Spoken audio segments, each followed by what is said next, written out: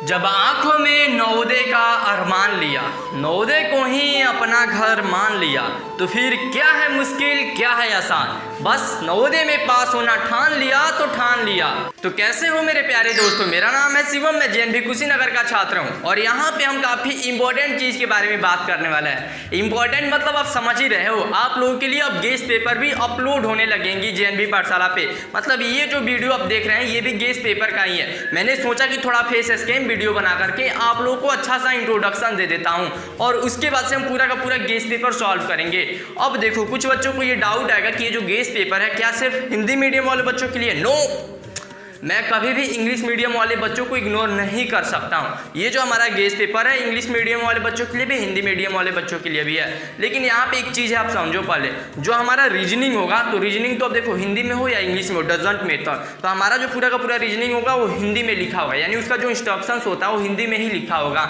बाकी तो वैसे रीजनिंग का तो आपको फिगर से मतलब होता है। अब रहा बात मैथ के, जितने भी क्वेश्चन होंगे वो आपको हिंदी में भी मिलेंगे, इंग्लिश में भी मिलेंगे, क्योंकि पर्सनली भाई अपन ट्रांसलेट करके और आप लोगों के लिए अलग से PDF बना दिया है। और उसके साथ ही साथ जो हमारा गद्यांश होता है यानी अनसीन पैसेज लैंग्वेज, उसके बारे में मैं आपको बता दूं, एक जो हमारा गद्यांश रहेगा वो हिंदी से रहेगा, एक जो रहेगा वो हमारा इंग्लिश से रहेगा, और इस तरीके से सभी क्वेश्चंस को हम सॉल्व करेंगे। तो चलिए अब टाइम को न वेस्ट करते हुए क्वेश्चंस को सॉल्व करना शुरू करते हैं। काफी एकदम मजेदार तरीके से कोशिश करूंगा कि एकदम कम टाइम में ज्यादा चीजें आपको दे सकूं बिना बकवास किए हुए। तो चलिए वीडियो को शुरू करते हैं। तो मेरे प्यारे दोस्तों, आप सभी के लिए एक छोटा सा इन्फॉर्मेशन है, इसको आप ध्यान से सुन लो। अगर आप नवोदय विद्यालय क्लास 6 के लिए प्रिपरेशन कर रहे हो, अगर आपको हिंदी मीडियम से नवोदय विद्यालय का प्रैक्टिस सेट चाहिए तो आप जेएनवी पाठशाला का प्रैक्टिस सेट परचेस कर सकते हो। उस दिए गए कॉन्टैक्ट नंबर पे कॉल करो और आपको प्रैक्टिस सेट में 30 प्रैक्टिस सेट मिलेगा, यानी मॉडल पेपर मिलेगा, और साथ ही साथ आपको 7 प्रीवियस ईयर मिलेगा और एक कोई मार्कशीट मिलेगा, और वो भी सिर्फ 69 रुपीज में। इस दिए गए कॉन्टैक्ट नंबर पे कॉल करो और सभी चीजें पता करो। हेलो दोस्तों, इस वीडियो में हम बात करने वाले हैं अपने प्रैक्टिस सेट नंबर 2 के बारे में। वैसे हमने जो फर्स्ट प्रैक्टिस सेट अपलोड किया था उसको जाकर के आप देख सकते हो, इस वीडियो के बाद जाकर के देख लेना। और वैसे एक चीज़ जरूर इसके बारे में भी आप कमेंट करना कि ये जो हमारा बुक का जो इंटरफेस है, यानी जो हमारा कवर पेज है वो कैसा दिखाई दे रहा है। जो नवोदय विद्यालय के लिए हमने प्रैक्टिस सेट बनाया है उसी का ये कवर पेज हमने तैयार किया है। अब रहा बात कि इस वीडियो में हम जो डिस्कस करने वाले हैं वो रीजनिंग और गद्यांश यानी अनसीन पैसेज, उसको हम डिस्कस नहीं करेंगे। यहाँ पे हम स्पेशली सिर्फ मैथ का क्वेश्चन डिस्कस करेंगे, और जो मैथ का क्वेश्चन होगा वो हमारा इंग्लिश प्लस हिंदी दोनों में होगा। तो इस बात का आप ध्यान रखना, क्योंकि कुछ टेक्निकल प्रॉब्लम की वजह से रीजनिंग को और गद्यांश को यानी अनसीन पैसेज को हटाना पड़ा। तो आप समझ सकते हो अगले वीडियो में हम सबको इंक्लूड करके बड़ा बड़ा वीडियो लाएंगे, यानी लगभग 1-1 घंटे से ज़्यादा का वीडियो रहेगा। सो मेरे प्यारे दोस्तों, ये रहा हमारा फर्स्ट क्वेश्चन। टाइम न बर्बाद करते हुए सीधा हम इसको सॉल्व करते हैं। 5 अंक की छोटी से छोटी संख्या बताइए जो 75 से पूर्णतः विभाजित हो। The smallest 5 digit number which is exactly divisible by 20 exactly divisible 75। अब यहाँ पे देखो, आप चाहो तो इसको ऑप्शंस पे भी बना सकते हो, यानी सभी ऑप्शंस को 75 से डिवाइड कर लो 75 से, जो करेक्ट होगा उसको सही कर देना। एक तो ये तरीका हो गया, लेकिन एक और तरीका है कि आप 5 अंकों की छोटी से छोटी संख्या लिख लो और उसके बाद से उसको 75 से डिवाइड करो। तो जब 75 से डिवाइड करोगे तो 1, फिर ये 25, 0, फिर 3 से आप करोगे तो 2 to 5, फिर ये 25, 0, फिर 3 से आप सॉल्व करोगे तो यहाँ पे ये 2 to 5, इस तरीके से ये जो हमारा रिमाइंडर आएगा ये 25 आएगा। अब यहाँ पे देखो, ये जो हमारा रिमाइंडर आ रहा है ये 25 आ रहा है। अगर रिमाइंडर हमारा मतलब 25 ना करके इसके जगह पे 75 आता तो मतलब अब आप बोलोगे 75 आ ही नहीं सकता है, क्योंकि 75 आता है तो फिर तो यहाँ पे ये पूरा कैंसिल हो जाता। हाँ, मैं यही समझाने की कोशिश कर रहा हूँ कि यहाँ पे जो हमारा रिमाइंडर आया है, रिमाइंडर को हमको मतलब 75 ला देना है, क्योंकि 75 जब रिमाइंडर आ जाता तो यहाँ पे ये जो संख्या लिखी रहती है इसको इंक्रीज करना पड़ता। इसको अगर हम यहाँ पे मतलब 50 इंक्रीज कर देते हैं तो यहाँ पे जो हमारा रिमाइंडर आता है वो 75 आता, और नहीं तो यहाँ पे मतलब एग्जैक्टली ये कट जाता, पूरा का पूरा डिवाइड हो जाता। तो बस यही मैं समझाने की कोशिश कर रहा हूँ कि ये पूरा का पूरा डिवाइड कब होगा, कब डिवाइड होगा, जब हम इसको इंक्रीज करेंगे, 50 इंक्रीज करेंगे। क्योंकि अब ये 50 आया कैसे, तो इसको भी आप समझ लीजिए। ये जो हमारा 75 है तो 75 में से जो हमारा रिमाइंडर आया था उसको माइनस करके और ये जो यहाँ पे रहता है इसमें हम ऐड कर देंगे। तो इस तरीके से ये जो हमारा ऑप्शन आएगा, option number D is correct.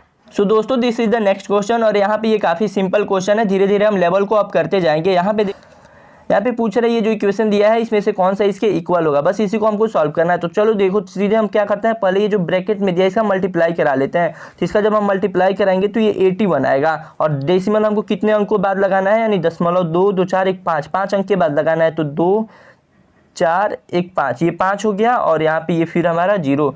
और यहाँ पे देखो, अब इसको हमको डिवाइड करना है, तो यहाँ पे मैं लिख लेता हूँ 0 0 081 और देन 0.0000081। अब यहाँ पे देखो, यहाँ पे जो हमारा दशमलव लगा है वो 5 अंक के बाद लगा है, लेकिन यहाँ पे 6 अंक के बाद लगा है। तो यहाँ पे हम ऊपर एक जीरो बढ़ा लेते हैं। अब दोनों में 6 अंक हो गया, तो अब डेसिमल जो होगा हमारा कैंसिल हो जाएगा। अब डेसिमल का कोई वैल्यू नहीं, और इस तरीके से ये 0 भी हमारा सभी का सभी कट हो जाएगा। तो ये हो गया हमारा 810/81। इसको जब हम सॉल्व करेंगे तो हमारा आंसर 10 आएगा। इस तरीके से option number D is correct. So guys this is the next question. यहाँ पे हमसे पूछ रहा है छोटी से छोटी संख्या कौन है जो 20, 8, 12 एंड 15 से पूर्णतः डिवाइड हो जाए, यानी पूर्णतः विभाज्य हो जाए। यहाँ पे वही चीज इंग्लिश में लिखा है, what is the smallest number which is exactly divisible by 28, 12 and 15। अब यहाँ पे देखो, यानी सबसे स्मॉलेस्ट नंबर पूछा है, तो ये नहीं कि आप 80 को लगा दो। नो मेरे दोस्त, इस तरीके से आप करोगे तो ये गलत हो जाएगा। यहाँ पे आप एग्जैक्टली समझो। यहाँ पे हमसे पूछ रहा है यहाँ पे जो दिया गया है इनमें से कौन सी नंबर है जो इनसे पूर्णतः डिवाइड होगी, बस यही आपसे पूछ रहा है। यहाँ पे छोटे से छोटे नंबर का मतलब कुछ और है, आप नहीं समझ पाओगे अभी। बस इतना आप समझो, इन ऑप्शन में से कौन सा डिवाइड हो जाएगा, सभी से डिवाइड होगा। तो आप जैसे डिवाइड कर करके भी एक एक को चेक कर सकते हो। जैसे 80 को आप 20 से करो, फिर 8 से, फिर 12 से, फिर 15 से, ऐसे ऐसे ही सभी ऑप्शंस पे आप कर सकते हो। तो ये ज़्यादा टाइम ले लेगा। तो इस क्वेश्चन का जो शॉर्टकट तरीका होता है वो क्या होता है कि मतलब आपको पता करना है कि सभी का डिविजिबल कौन है, तो सभी का एलसीएम निकाल दो। जैसे कि अगर आपको पता करना है कि 2, 4, 6 और 8 के टेबल में मतलब कौन सा आता है, तो क्या करते हो आप, क्या करते हो, इसका एलसीएम निकाल देते हो। सेम चीज़ है, इसका हम एलसीएम निकाल देंगे। तो जब हम एलसीएम निकालेंगे तो 2, 8, 12 और 15, इसको लिख करके जब हम एलसीएम 4 से करते हैं, 4 से ये 5 बार में, 4 से 2 बार में, 3 बार में, और ये हमारा 15। अब इसको हम डायरेक्ट क्या करते हैं, 5 से कर देते हैं। 5 से 1 बार में 2 और देन 3 और 3, फिर 3 से हम कर देते हैं, तो 1, 2, 1, 1। अब देखो ये हो गया, ठीक है, हमारा ये 2, 3, 4 और 5 ये है हमारे पास। तो इस तरीके से 4, 4, 25, 20, 60 दूना 120 आ गया। ये हमारा 120 आ गया। तो इस तरीके से ये भी हमारा ऑप्शन नंबर डी ही होगा correct. So guys this is the next question, और ये थोड़ा सा टफ क्वेश्चन है, तो पहले आप इसको खुद सॉल्व करो, वीडियो को रोक करके इसका आंसर दो, फिर मेरा जो सॉल्यूशन है जो मैं समझाऊंगा उसको देखना। सो गाइज यहाँ पे देखो, सबसे पहले यहाँ पे दो चीज़ें हमसे पूछ रहा है, तो पहले एक चीज़ को यहाँ तक हम सॉल्व कर लेते हैं। यहाँ पे हमसे पूछ रहा है एक घड़ी को 560 रुपये में बेचने पे 20% की हानि होती है। यहाँ पे देखो, यहाँ पे हमारा विक्रय मूल्य दिया हुआ है और हानि दिया हुआ है। तो पहले तो हमको क्रय मूल्य निकालना होगा। अगर इंग्लिश में देखें तो there is a loss of 20% by selling a watch for 560। यानी यहाँ पे देखो, यहाँ पे बोल रहा है कि मतलब एक घड़ी को जब बेचा जा रहा है तो उस पर 20% की हानि हो रही है, और जो बेचा जा रहा है यानी जो विक्रय मूल्य वो 560 रुपये है। तो सबसे पहले हमें क्रय मूल्य मालूम होनी चाहिए, उसके बाद से हम आगे का क्वेश्चन पढ़ेंगे, क्योंकि जब तक क्रय मूल्य नहीं पता होगा आगे का पढ़ने से कोई फायदा नहीं होगा। तो सबसे पहले हम क्रय मूल्य निकाल लेते हैं। तो सबसे पहले हम मान लेते हैं कि हमारा जो क्रय मूल्य है वो x रुपये है। अब देखो, अब जब भी हमको हानि हुआ तो मैंने आपको पिछले वीडियो में बताया था, कि x माइनस x का 20% और इक्वल हो जाएगा हमारे विक्रय मूल्य के बराबर। अब इसको हमको सॉल्व कर लेना है। तो 20 से 1 बार में, 20 से 5 बार में, तो इस तरीके से जब हम सॉल्व करेंगे तो ये 5x बाई 5 माइनस x ये हो जाएगा, क्योंकि ये x घट जाएगा। इतना तो आप समझदार हो ही, इक्वल 560। और उसके बाद से जब हम इसको सॉल्व करेंगे तो ये हमारा आ जाएगा 4x बाई 5, और इस तरीके से इक्वल ये आ जाएगा। तो चलो हम डायरेक्ट x की वैल्यू निकाल लेते हैं। आप इतना, आपको छोटा सा भी स्टेप समझ में नहीं आएगा तो आप वीडियो को दोबारा देखना, आपको समझ में आ जाएगा। ये इतना हो जाएगा। अब देखो हमने क्या किया है कि x को इधर ही रखा है, 5 को ऊपर भेज दिया है, 4 को नीचे, इंटू 5/4। यही चीज़ हम यहाँ पे कर रहे हैं। अब देखो 4 से हम जब इसको कट करेंगे तो ये 140 में कट हो जाएगा और इंटू 5। अब जब इसको हम सॉल्व करेंगे तो ये आ जाएगा 700। अब बस आपको ये 700 को याद रखना है, बाकी सभी चीज़ें मैं इरेज करता हूँ नेक्स्ट समझाने के लिए। अब देखो हमारा जो क्रय मूल्य है, यानी इसको जो सीपी बोलते हैं, सीपी जो है हमारा वो हो गया हमारा 700 रुपये। और हमारा फिर से आगे क्या बोल रहा है, यदि इसको 840 में बेचा जाए तो घड़ी पे कितना प्रतिशत का लाभ होगा। If it is sold for 840 then what will be the profit percentage. अब यहाँ पे समझो थोड़ा सा अच्छे से। यहाँ पे देखो हमारा क्रय मूल्य दिया हुआ है, विक्रय मूल्य भी दिया हुआ है 840 रुपये। तो हमको लाभ परसेंट निकालना है। तो लाभ परसेंट जब हम निकालेंगे, जब भी प्रॉफिट परसेंट निकालेंगे तो सबसे पहले हमको प्रॉफिट पता होना चाहिए। तो जब हम प्रॉफिट निकालेंगे तो विक्रय मूल्य में से क्रय मूल्य को घटा लेंगे। तो इस तरीके से हमारा जो प्रॉफिट आएगा वो आ जाएगा 140। और जब हम प्रॉफिट को परसेंटेज में निकालेंगे यानी लाभ परसेंट निकालेंगे तो ये हो जाएगा हमारा प्रॉफिट इंटू 100। और बाई हमारा क्रैमुल, हमेशा क्रैमुल नीचे रहता है। और इस तरीके से ये 0 से 0 कैंसिल, 7 से ये 20%। तो इस तरीके से ये हमारा 20% सही हो जाएगा। सो गाइज ये रहा नेक्स्ट क्वेश्चन। पिछले वीडियो में भी मैंने आपको इससे रिलेटेड एक क्वेश्चन कराया था और मैंने एक फार्मूला बताया था कि पहली संख्या इंटू दूसरी संख्या और equal LCM into HCF. Same इसी कॉन्सेप्ट पे ये भी है। यहाँ पे देखो हमसे क्या बोल रहा है, दो संख्याओं का महत्तम इतना है और यहाँ पे गुणनखंड उसका दिया हुआ है, तो लघुत्तम समापवर्तक क्या होगा। यानी if the greater common factor of the two number is 3 and the product is 93 then what will be their least common factor. अब यहाँ पे देखो, जो हमारी जैसे पहली संख्या को P में लिख रहा हूँ, दूसरी संख्या को D लिख रहा हूँ और इक्वल एलसीएम इंटू एचसीएफ, बस इसी को आप समझो इस फार्मूले पे ही। अब देखो यहाँ पे पहली संख्या और दूसरी संख्या का गुणनफल जो है, यानी उसका जो हमारा प्रोडक्ट होना चाहिए, प्रोडक्ट गुणा को बोलते हैं, तो ऑलरेडी दिया हुआ है 93। ये हमको करने की ज़रूरत ही नहीं है। चलो ये हो गया इसके जगह पे डायरेक्ट, इन दोनों के जगह पे 93 हमारा ऑलरेडी दिया हुआ है और इक्वल हमारा जो एचसीएफ है, एलसीएम इंटू हमारा एचसीएफ जो है 3, वो भी ऑलरेडी दिया हुआ है। अब बस हमको एलसीएम निकालना है, तो एलसीएम बराबर क्या हो जाएगा, इसमें हम 93 में 3 से डिवाइड कर देंगे, तो इस तरीके से ये हमारा 31 यानी 31 is the correct option. So guys अब हम चलते हैं अपने नेक्स्ट क्वेश्चन पे। ये रहा हमारा नेक्स्ट क्वेश्चन और ये थोड़ा सा एक यहाँ पे फॉर्मूला लगेगा, मैं पहले वो फॉर्मूला बता देता हूँ और उसके बाद से अपने तरीके से भी बताऊंगा। यहाँ पे देखो हमारे हमसे जो बोल रहा है वो बोल रहा है कि कौन सी राशि 8% वार्षिक साधारण ब्याज की दर से 4 वर्षों में 6600 रुपये हो जाएगी। यहाँ पे बोल रहा है the amount will be become 600 in 4 year at 8% per annum simple interest.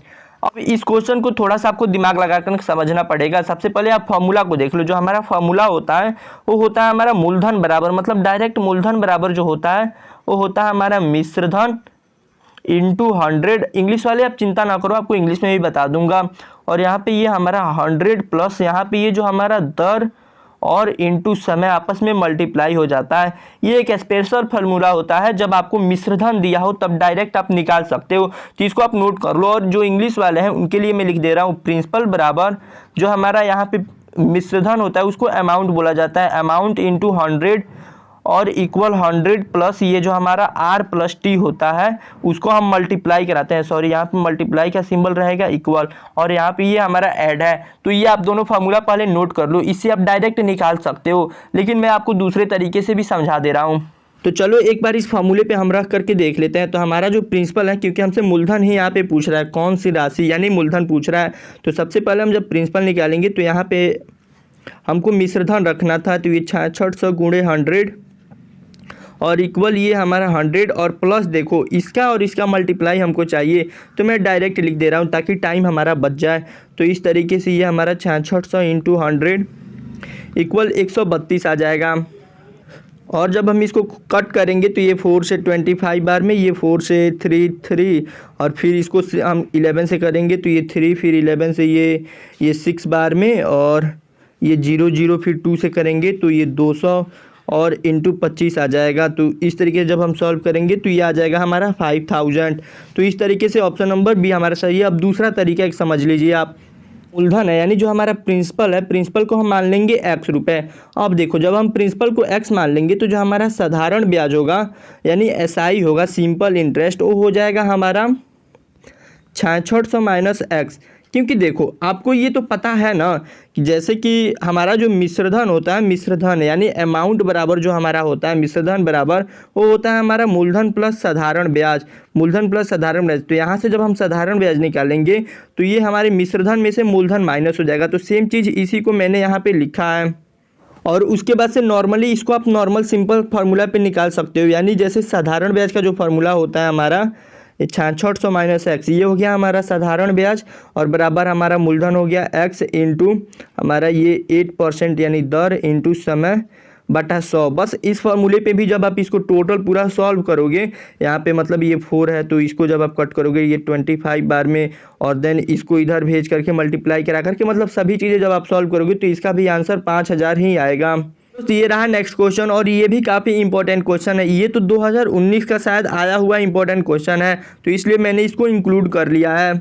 पहले इस क्वेश्चन को हम पढ़ लेते हैं। यहाँ पे बोल रहा है कि एक वस्तु को 500 रुपये में बेचने पे हानि होती है, यानी कोई वस्तु है 500 रुपये में आप बेच रहे हैं तो हानि हो रही है, और 700 रुपये में यदि उसी वस्तु को बेचा जा रहा है तो जितना हमें पहले हानि हो रही थी अब उससे 3 गुना लाभ हो रहा है। तो इस वस्तु का क्रय मूल्य क्या होगा? पहली बात यहाँ पे देखो हमसे क्या बोल रहा है कि जितने हानि हो रही थी उससे 3 गुना लाभ हो रहा है, यानी कोई चीज़ है, पहले तो हमको हानि समझना पड़ेगा ना, हानि ही हमको नहीं पता है। तो अगर हमको यानी अगर यहाँ पे हम हानि x मान लेते हैं तो ये जो हमारा लाभ होगा वो कितना हो जाएगा 3x। यहाँ पे क्वेश्चन में देखो जिसका भी गुना पहले पूछा जाता है तो सबसे पहले हम उसको x मानते हैं। यहाँ पे कुछ बच्चे ये गलती कर देंगे कि क्रय मूल्य को x मान करके बनाएंगे। नहीं नहीं नहीं, ये क्वेश्चन सिंपल है लेकिन आपको घुमा देगा, और ये 2019 में आया हुआ है। अब देखो ये हो गया हानि, ये हो गया हमारा लाभ। ओ सॉरी, इंग्लिश में भी एक बार पढ़ लेते हैं। There is a loss on selling an article for 500. Had this article been sold for 700, the shopkeeper would have made a profit 3 times the loss. यानी देखो वही सेम चीज़ बोल रहा है कि अगर एक आर्टिकल को जो सेलिंग प्राइस है अगर उसको 500 में बेच रहे हैं तो एक लॉस होता है, लेकिन अगर उसी चीज़ को अगर 700 में बेचा जाता है तो हमारी जो लॉस है वो प्रॉफिट में बदल जाती है, 3 गुना प्रॉफिट हो जाता है। तो वही हमसे पूछ रहा है कि what is the cost price of this article. पहले देखो हम यहाँ पे हानि यानी जो हमारा लॉस है, लॉस को हम मान लेते हैं x है, क्योंकि यहाँ पे हमसे गुना पूछ रहा है ना, 3 टाइम्स पूछ रहा है प्रॉफिट का। तो अगर जब यहाँ पे हम प्रॉफिट निकालेंगे, लाभ निकालेंगे, तो ये हमारा 3 टाइम्स हो जाएगा। अब देखो हमारे पास हानि भी है और हमारे पास प्रॉफिट भी है, तो सबसे पहले हमको हानि का यूज है यहाँ पे, क्योंकि सबसे पहले हम इसको यहाँ पे सॉल्व करेंगे फर्स्ट लाइन को। तो फर्स्ट लाइन में आप देखो, यहाँ पे फर्स्ट लाइन में आपसे क्या बोल रहा है, फर्स्ट लाइन में आप पढ़ोगे तो यहाँ पे बोल रहा है कि एक वस्तु को 500 में बेचने पे हानि होती है। अब देखो हमारे पास हानि भी है और हमारे पास विक्रय मूल्य भी है, यानी एसपी जो है हमारे पास वो भी है 500 रुपये और हानि है। तो यहाँ से जब हम सीपी निकालेंगे यानी क्रय मूल्य निकालेंगे, तो जो हमारा क्रय मूल्य होगा उसको आप समझो, हमारा जो क्रय मूल्य होगा वो 500 यानी एसपी और प्लस हानि हो जाएगा। अब कुछ बच्चे तो सोच रहे हैं अरे भैया ये क्या आप सीपी का फार्मूला ये क्या लिख रहे हैं, ये तो मतलब सीपी का फार्मूला कुछ और ही होता है, मतलब वो बटा वटा वाला, वो कुछ डिवाइड करने वाला, ऐसा कुछ नहीं है मेरे दोस्त। यहाँ पे देखो मैंने नॉर्मल फार्मूला लगाया है, जो हानि का फार्मूला होता है, हानि बराबर आप लोगों का ये क्रय मूल्य माइनस विक्रय मूल्य। इस फार्मूले को मैंने यहाँ से यहाँ से अपना क्रय मूल्य निकाला है। तो यहाँ से जब आप क्रय मूल्य निकालेंगे तो ये जो विक्रय मूल्य होगा ये आकर के इधर हानि में जुट जाएगा यानी ऐड हो जाएगा। तो ये चीज़ आप समझो, छोटी छोटी फार्मूला है, देखो कितना छोटा फार्मूला है, इसको जो बच्चे नहीं समझेंगे उनको मतलब समझ ही नहीं आएगा कुछ भी। मेरे दोस्त देखो एक बार हमने अपना सीपी निकाल लिया है यानी क्रय मूल्य निकाल लिया है, और वो भी कब, और वो भी तब के लिए जब हमको हानि हो रहा था। अब देखो अब हम दोबारा क्वेश्चंस को पढ़ेंगे 700 के लिए। अब देखो जब 700 पे बेचा जाता है दुकानदार के द्वारा तो उसको 3% का लाभ होता है, तो इसको हम नीचे सॉल्व करें। अब देखो यहाँ पे जो हमारा प्रॉफिट है वो है 3x, और यहाँ पे जो हमारा मतलब एसपी है विक्रय मूल्य है वो हमारा दिया गया है 700 रुपये। तो अब यहाँ से भी हम सीपी निकालेंगे। तो यहाँ से जब हम सीपी निकालेंगे तो यहाँ पे जो सीपी का फॉर्मूला होता है वहाँ पे देखो, यहाँ पे जैसे प्रॉफिट बराबर हमारा होता है एसपी माइनस सीपी। तो यहाँ पे देखो सीपी को हम इधर भेज देंगे और प्रॉफिट को इधर भेज देंगे, तो इस तरीके से ये हो जाएगा हमारा एसपी, सॉरी तो एसपी को हम डायरेक्ट 700 लिख देते हैं और माइनस 3x। तो ये जो हमारा सीपी निकला ये हो गया हमारा दूसरा सीपी। एक तो देखो अभी ये भी एक सीपी है, ये भी सीपी है, और दोनों सीपी एक ही सामान की है, यानी एक जो वस्तु हम बेच रहे हैं वो भी इतना ही रुपया में खरीदा गया है या इतना रुपया में खरीदा गया है, दोनों एक ही बात है। तो क्यों नहीं हम इन दोनों को इक्वल कर दे, बस तो यही चीज़ हमको करना है। तो ये हमारा क्या था 500 प्लस x इक्वल इधर था हमारा 700 माइनस 3x। बस देखो ये भी हमारा सीपी है, ये भी सीपी है, दोनों सीपी को इक्वल कर देते हैं। बस देखो कितना सिंपल है मतलब क्वेश्चन। अब यहाँ पे x है तो यहाँ पे इस 3x को हम इधर ला देते हैं, तो जब हम 3x को इधर लाएंगे तो ये प्लस में बदल जाएगा, ये हो जाएगा हमारा 4x और इक्वल। अब देखो ये 500 है और ये 700, तो ये 500 को हम इधर भेजेंगे, तो जब भी हम इक्वल साइन के इधर भेजेंगे तो इसका साइन चेंज हो जाएगा, तो ये 700 में से 500 घट जाएगा यानी माइनस हो जाएगा। जैसे जब हम 4 को यहाँ से मतलब 4 को इधर ले जाकर के हम डिवाइड करेंगे तो x की जो हमारी वैल्यू आएगी वो आ जाएगा 50। अब यहाँ पे देखो अगर गलती से यहाँ पे ऑप्शन में 50 दिया रहता तो कुछ बच्चे 50 लगा देते, नहीं मेरे दोस्त, यहाँ पे ये जो 50 आया है ये सिर्फ x की वैल्यू आई है, और x हमने माना क्या था, हानि को माना था, हानि आ गया है हमारा 50। लेकिन अब हम निकालेंगे हमारा जो क्रय मूल्य था यानी सीपी जो हमको चाहिए। तो अब देखो जो हमारा सीपी का फॉर्मूला था वो क्या था हमारा एसपी प्लस हानि था। तो अब देखो एसपी जो हमारा दिया हुआ है वो यहाँ पे 500 दिया हुआ था जब हानि हो रहा था हमको, और हानि अभी हमने निकाला है 50 रुपये। तो इस तरीके से ये 550 रुपये हो गए। ये हमारा पहला तरीका हो गया सीपी निकालने का। दूसरा तरीका हम लाभ पे भी निकाल सकते थे। लाभ पे जब हम सीपी निकालेंगे तो ये था हमारा एसपी माइनस प्रॉफिट, और एसपी हमारा कितना था 700, और माइनस हमारा प्रॉफिट कितना था, ये था 3x, तो 3 इंटू 50। तो इस तरीके से भी जब आप इसको सॉल्व कीजिएगा तो ये भी 550 ही आएगा। तो इस तरीके से ये हमारा ऑप्शन, ओह सॉरी यहाँ दोस्तों, यहाँ पे जो हमारा ऑप्शन होगा ऑप्शन नंबर बी ही करेक्ट होगा। वो यहाँ पे गलती से 7 टाइप हो गया, इस 7 को आप इरेज कर लेना दोनों जगहों से।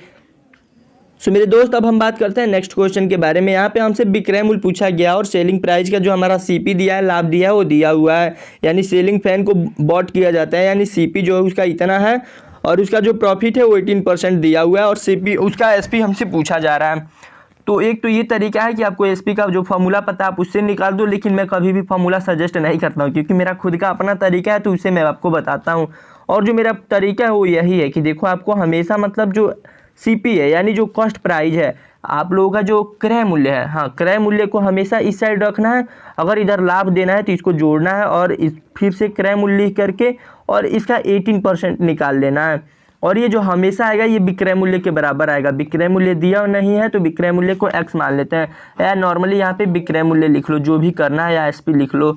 अब उसके बाद से इसको सॉल्व कर दो। तो इसको जब हम सॉल्व करते हैं तो मैं आपको बताता हूँ नेक्स्ट स्टेप में सॉल्व करके। सो दोस्तों देखो जब हम इसको कट करेंगे तो ये 0 से 0 कट हो जाएगा, फिर ये 2 से 9 बार में, ये 2 से 5 बार में, और ये 5 से जो हमारा ये 15 बार में।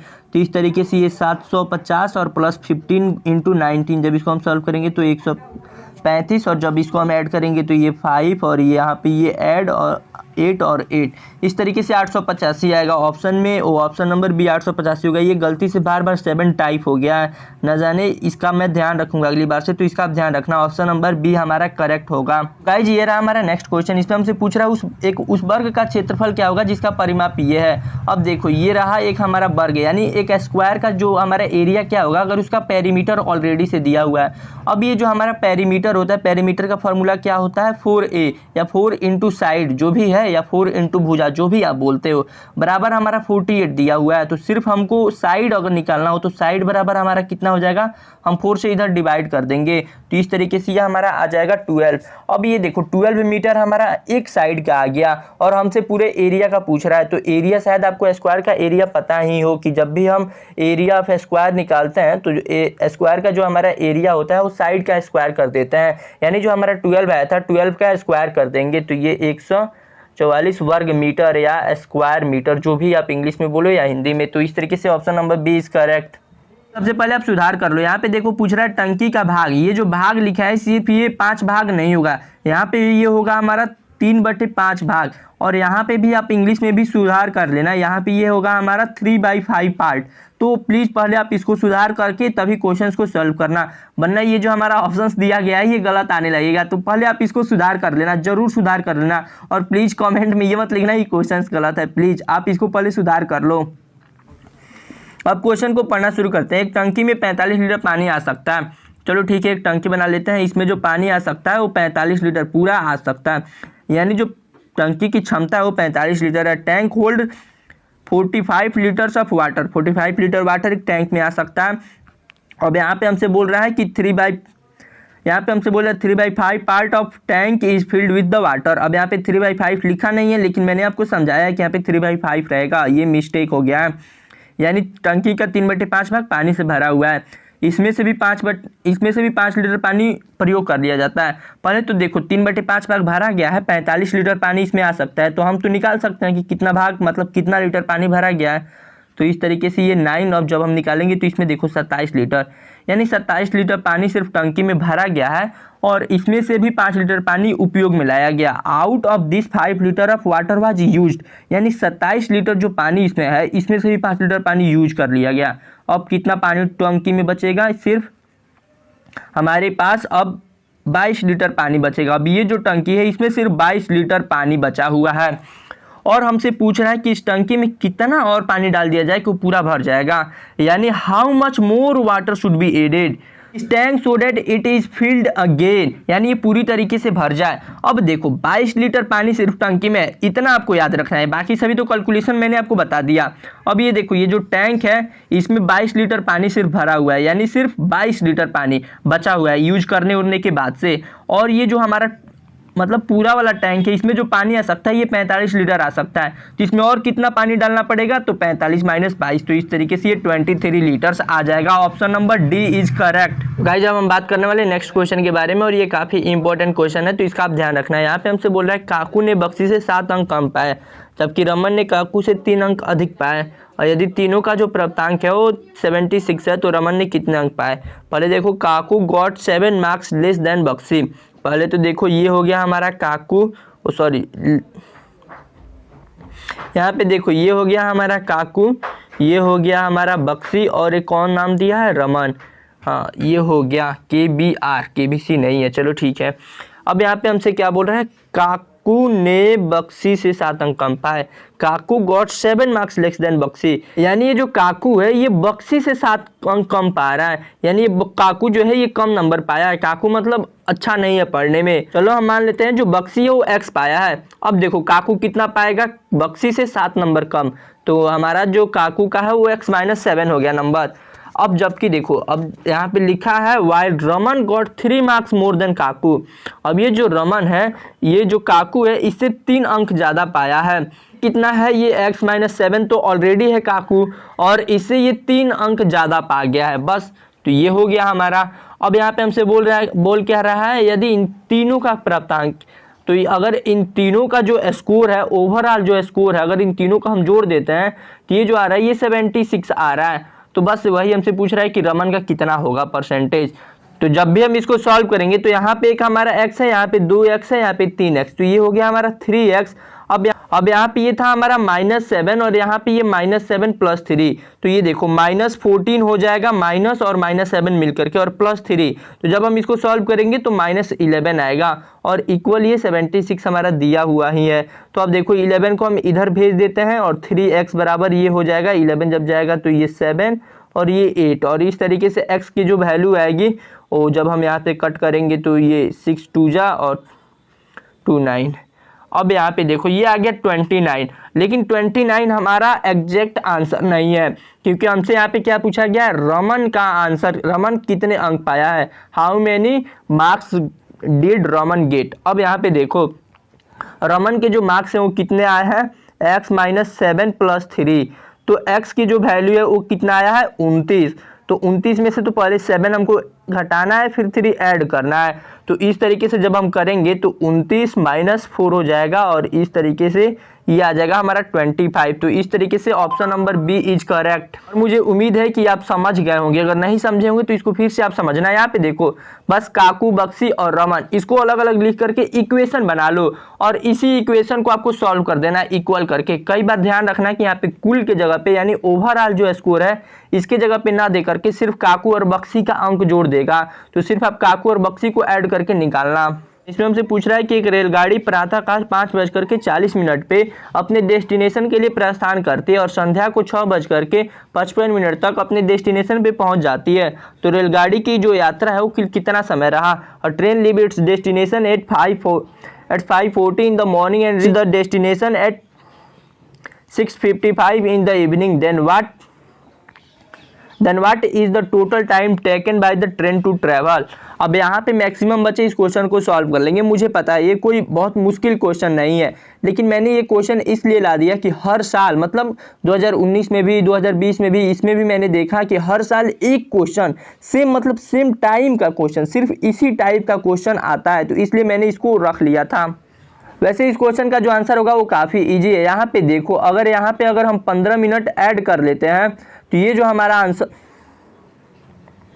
तो यहाँ पे अगर हम 15 मिनट ऐड कर लेते हैं तो ये 5:55 हो जाएगा, और इस तरीके से 5:55 व 6:55 को जब हम करेंगे तो ये हमारा 13 घंटा और ये हमारा 15 मिनट हो जाएगा।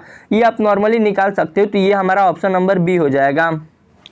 सो उम्मीद है मेरे दोस्तों कि ये वीडियो आपको पसंद आया होगा। अगर जेएनवी पाठशाला का प्रैक्टिस सेट खरीदना चाहते हैं तो ज़रूर एक बार आप चेक कीजिएगा और जेएनवी पाठशाला को तो ज़रूर सब्सक्राइब कीजिएगा। मतलब क्योंकि जेएनवी पाठशाला इतना कुछ आप लोगों के लिए कर रहा है तो आपको सब्सक्राइब करना आपका फर्ज बनता है। और वीडियो को तो सभी अपने दोस्तों के पास शेयर कर देना। मिलते हैं अगले वीडियो में, तब तक के लिए जय हिंद, जय नवोदय।